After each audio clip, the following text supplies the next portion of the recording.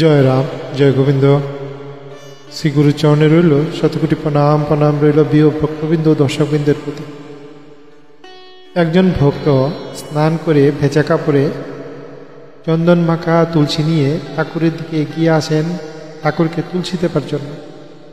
এই দেখে ঠাকুর অনুগ্রহ করে তাহার চরণ দুখানি এগিয়ে দিলেন, কিন্তু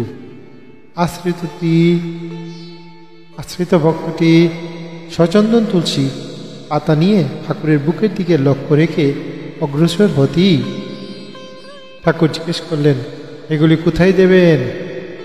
আশ্রিত বৃদ্ধ উত্তর দিলেন, সচন্দন তুলসী বক্ষে দেব। শ্রী ঠাকুর নিজের প্রসারিত দুখানি পা দেখিয়ে বলেন, তুলসীর পাত্রের স্থান নারায়ণের, শ্রীদেহের অন্য কোথাও নাই। এগুলি স্থান নারায়ণের শ্রীচরণ।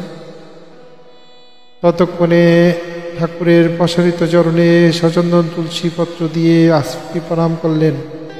পাশে বসেছিলেন শাস্ত্রী মশাই।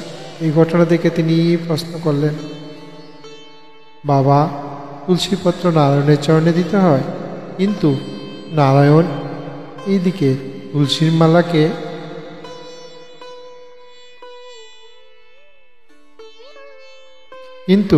নারায়ণের দিকে তুলসীকে মালা করে নিজ কণ্ঠে ধারণ করে রেখেছেন কেন? উত্তরে ঠাকুর বলেন, আমি তোমাকে অনেকবার কইছি, মন দিয়া শোনো। তুলকতার অর্থ সম, অর্থাৎ সমতুল্য। ভক্ত, ভক্তি, ভগবান তিন রূপে প্রতীয়মান হইলেও মূলত এক, অভিন্ন এবং সমতুল্য।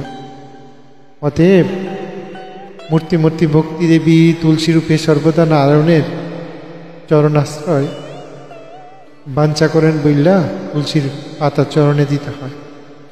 আর তুলসী নারায়ণের সমতুল্য বইলা নারায়ণ তুলসীর মালা কইরা সতরে নিজের কণ্ঠে ধারণ কইরা একত্রে প্রমাণ করেছেন। ঠাকুর আরো বলেন, আমি তো এইসব কথা আপনাকে অনেক আগে কইছি। জয় রাম, জয় গোবিন্দ। রাম ভাই শরণে শ্রী ফণীন্দ্র কুমার মালাকার। হে গুরুদেব, আপনার কৃপায় জগতের সব মঙ্গলময় হোক। আপনার আশীর্বাদ সবার উপর বর্ষিত হোক। সবাই ভালো থাকবেন। পরবর্তী ভিডিওতে আবার দেখা হবে। জয় রাম, জয় গোবিন্দ। জয় রাম, জয় গোবিন্দ। ভিডিওটি দেখার জন্য সবাইকে আন্তরিক ধন্যবাদ। ফেসবুক পেজটি সবাই ফলো দিয়ে দিবেন।